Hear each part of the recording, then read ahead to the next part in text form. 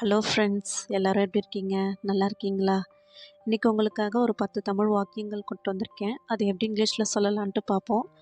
அதற்கு முன்னாடி நம்மளோட சேனலில் இப்போ தான் ஃபஸ்ட் டைம் வீடியோ பார்க்குறீங்க அப்படின்னா மறக்காமல் சப்ஸ்கிரைப் பண்ணிவிட்டு பாருங்கள். அண்ட் இந்த வீடியோவை ஸ்கிப் பண்ணாமல் முழுமையாக பார்த்துட்டு வீடியோ பிடிச்சிருந்தா மட்டும் ஒரு லைக் பண்ணிக்கோங்க. அண்ட் இந்த வீடியோ நம்ம நேற்று போட்ட வீடியோவோட ஒரு கண்டினியூவேஷன். அந்த வீடியோக்கான லிங்க் டிஸ்கிரிப்ஷனில் கொடுக்குறேன். அந்த வீடியோவை பார்த்துட்டு இந்த வீடியோவை பாருங்கள். அப்போ தான் உங்களுக்கும் ஒரு ஃப்ளோ கிடைக்கும், ஒரு கண்டினியூட்டி கிடைக்கும். சரியா? வாங்க வீடியோக்குள்ளே போகலாம். நம்மளோட ஃபஸ்ட்டு சென்டென்ஸ் என்னென்னா, கடவுளே என்னை காப்பாற்று. கடவுளே என்னை காப்பாற்று. இது எப்படி இங்கிலீஷில் சொல்லலாம்? Save me God, save me God. Okay, அடுத்த சென்டென்ஸு, உண்மையில் நான் உன்னை காப்பாற்ற முடியும் என்று நினைக்கிறாயா? உண்மையாகவே நான் உன்னை காப்பாற்ற முடியும்னு நினைக்கிறியா அப்படின்னு யார் கேட்குறா? நம்மளுடைய கடவுள் கேட்குறாரு. யார்கிட்ட? அந்த கயிற்றில் தொங்குறார் இல்லையா, அவர்கிட்ட கேட்குறாங்க. அதற்கு அவர் சொல்கிறாரு, நிச்சயமாக உங்களால் முடியும் என்று நான் நம்புகிறேன். நிச்சயமாக உங்களால் முடியும் அப்படின்னு நான் நம்புகிறேன் அப்படின்னு சொல்கிறாரு. இது எப்படி இங்கிலீஷில் சொல்லலாம்? To you really think I can save you? உண்மையாகவே என்னால் முடியும் நீ நினைக்கிறியா? உன்னை காப்பாற்ற முடியும்னு நினைக்கிறியா அப்படி கேட்குறாங்க. அஃப்கோர்ஸ்னால் என்னது? நிச்சயமாக. ஐ பிலீவ், நான் நம்புகிறேன். யூ கேன், உங்களால் முடியும்னு. அடுத்த சென்டென்ஸ், அப்படியானால் உன் இடுப்பில் கட்டியிருந்த கயிற்றை அறுத்து விடு. அப்படின்னா உன் இடுப்பில் கட்டியிருக்கல கயிறு, அதை அறுத்து விடு அப்படின்னு சொல்கிறாரு. யார்? கடவுள் சொல்கிறார். யார்கிட்ட? அந்த கயிற்றுல தொங்கிட்டு இருக்கார் இல்லையா, அவர்கிட்ட சொல்கிறாரு. அது எப்படி இங்கிலீஷில் சொல்லலாம்? Then cut the rope tied to your waist. உன் அதான் வைஸ்ட்னா இடுப்பில் கட்டப்பட்ட அந்த கயிறை கட் பண்ணி விடு அப்படின்னு சொல்கிறாரு. அடுத்த சென்டென்ஸு, சிறிது நேரம் மௌனம் நிலவியது. கொஞ்சம் நேரம் ரெண்டு பேருமே அப்படியே மௌனமாக இருந்தாங்க. இது எப்படி இங்கிலீஷில் சொல்லலாம்? Then was a moment of silence.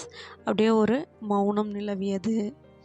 அடுத்த சென்டென்ஸு, கணம் கடந்து விட்டது. ரொம்ப நேரம் ஆயிடுச்சு. அந்த மனிதன் தனது முழு பலத்துடன் கயிற்றை பிடிக்க முடிவு செய்தார். அந்த மனுஷன் என்ன முடிவு செஞ்சார் அப்படின்னா, தன்னுடைய மொத்த ஸ்ட்ரென்த்தையும் யூஸ் பண்ணி அந்த கயிற்றை கெட்டியமாக பிடிச்சிக்கிட்டாரு. இது எப்படி இங்கிலீஷில் சொல்லலாம்? த மொமெண்ட் பாஸ்டு, அதாவது கொஞ்சம் நேரம் ஆயிடுச்சு. அண்ட் த மேன் டிசைடட், இந்த மனுஷன் ஒரு முடிவு பண்ணுறாரு. என்ன அப்படின்னா, to hold on to the rope with all his strength. தன்னுடைய ஸ்ட்ரென்த் எல்லாத்தையும் திரட்டி அந்த ரோப்பை கெட்டியமாக பிடிச்சிக்கிட்டாரு. சரியா? அடுத்த சென்டென்ஸு, மறுநாள் ஏறுபவர் இறந்து உறைந்த நிலையில் காணப்பட்டார். அவரது உடல் ஒரு கயிற்றில் தொங்கியது மற்றும் அவரது கைகள் அதை இறுக்கமாக பிடித்தன என்று மீட்புக்குழு கூறுகிறது.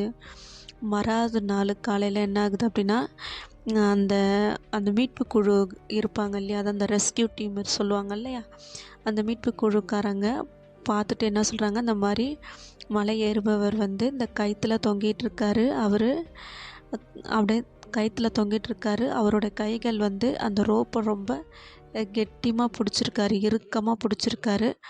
அது மட்டும் இல்லாமல் அவர் இறந்தும் போயிட்டார். இன்னொன்று, அவர் ஃப்ரீஸ் ஆகிட்டார், உறைஞ்சி போயிட்டார். இது எப்படி இங்கிலீஷில் சொல்லலாம்? த ரெஸ்கியூ டீம் சேஸ் தட். அந்த ரெஸ்கியூ டீம்னா மீட்பு குழுவினர் என்ன சொல்கிறாங்க அப்படின்னா, மறுநாள் தான் பார்த்துட்டு சொல்கிறாங்க. என்ன அப்படின்னா, அந்த கிளைம்பர் வாஸ் ஃபவுண்டு டெட். அந்த கிளைம்பர், அதாவது மலை ஏறுபவர் என்ன ஆகிட்டார் அப்படின்னா, இறந்து போயிட்டாராம். அது மட்டும் இல்லாமல் ஃப்ரோசன் ஆகிட்டாராம், அதாவது ஃப்ரீஸ் ஆகிட்டாராம். அவருடைய body, his body hanging from your ரோப்பில் அவருடைய பாடி ஊஞ்சல் ஆடிட்டுருக்கான். And his hands holding it tight. அவருடைய கைகள் அந்த ரோப்பை ரொம்ப டைட்டாக பிடிச்சிருந்தாராம். இதெல்லாம் யார் சொல்கிறாங்க? ரெஸ்கியூ டீம், மீட்பு குழுவினர் சொல்கிறாங்க. என்னைக்கு? மறாவது நாள். அடுத்த சென்டென்ஸு, அவர் தரையிலிருந்து 1 அடி தூரத்தில் இருந்தார். ஆனால் அவர் பார்த்தா தரையிலிருந்து 1 அடி தூரத்தில் தான் இருந்தார். அது எப்படி இங்கிலீஷில் சொல்லலாம்? He was only 1 foot away from the ground. அதாவது என்னென்னா, அவருக்கு தரைக்கும் அவருக்கும் இடையில 1 அடி தூரம் தான் இருந்திருக்கு. ஆனால் இப்போ என்ன ஆயிடுச்சு? அவர் இறந்து போயிட்டார். ஓகே, அடுத்த சென்டென்ஸு, நம் கயிறுகளுடன் நாம் எவ்வளவு இணைந்திருக்கிறோம் பாருங்கள். நம்ம அந்த கயிற்றை எந்த அளவுக்கு பிடிச்சிருக்கோம் பாருங்கள். அவர்களை விடுவிப்போமா? இப்போ அவரை நம்ம விடுவிக்கலாமா? இது எப்படி இங்கிலீஷில் சொல்லலாம்? He attached our we to our ropes. நாமளும் இந்த கயிறுகளை எவ்வளோ இறுக்கமாக பிடிச்சிருக்கோம். Will we let them go. அவரை நம்ம அதிலேருந்து விடுவிப்போமா அப்படின்னு கேட்குறாங்க. சரியா, அந்த மீட்பு குழுவினர் அவங்களுக்குள்ளே பேசிக்கிறாங்க. அந்த மீட்பு குழுவினர் அடுத்த சென்டென்ஸு, கடவுளை ஒருபோதும் சந்தேகிக்காதீர்கள். அதாவது என்னென்னா, கடவுளை எப்போவுமே சந்தேகப்படாதீங்க. ஓகே, அது எப்படி இங்கிலீஷில் சொல்லலாம்? Don't ever doubt about God. கடவுளை சந்தேகப்படாதீர்கள். அடுத்த சென்டென்ஸு, கயிற்றை அறுப்பதற்கு போதுமான நம்பிக்கை நமக்கு இருக்க வேண்டும். அதுவே கடவுள் நமக்கு சொன்னால் அது மிகவும் முட்டாள்தனமான செயல் என்று தோன்றினாலும். அதாவது என்னென்னா, கயிற்றை அறுப்பதற்கு நமக்கு முழு நம்பிக்கை இருக்கணும். அது கடவுள் நம்மக்கிட்ட சொல்கிற விஷயம் முட்டாள்தனமாகவே இருந்தாலும் அதை முழுமையாக நம்பி அதில் இறங்கி செயல்படணும். இது எப்படி இங்கிலீஷில் சொல்லலாம்? We should have enough faith to cut the rope. முழு மனசோடு அந்த ரோப்பை அவர் கட் பண்ணியிருந்துருக்கணும். கட் பண்ணியிருந்தால் இப்போ இன்றைக்கி உயிர் பழைச்சிருப்பார். அவர் கட் பண்ணாதால இன்றைக்கி இறந்து போயிட்டார். If that is what God tells us to do. அந்த கடவுள் என்ன சொல்லியிருந்தாலும், அவர் சொன்னது ஒரு முட்டாள்தனமான ஒரு விஷயமாகவே இருந்தாலும், கடவுள் சொல்லிட்டாரே அப்படிங்கிறதுக்கோசரம் என்ன பண்ணியிருக்கலாம்? அதை கட் பண்ணியிருக்கலாம். Even when it seems to be most foolish thing to do. கடவுள் சொல்கிறது முட்டாள்தனமான ஒரு விஷயமாகவே இருந்தாலும் என்ன பண்ணியிருக்கணும்? கடவுள் சொல்லிட்டாரு, அவர் மேலே உள்ள நம்பிக்கையில் அந்த ரோப்பை அவர் கட் பண்ணியிருக்கலாம். ஆனால் அவர் கட் பண்ணாமல் விட்டுட்டார். அதனால் இப்போ இறந்தும் போயிட்டார். அவ்வளோதான்ப்பா இந்த வீடியோ.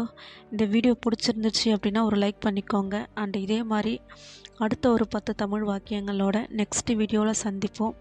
அதுவரையும் டாட்டா, பாய் பாய்.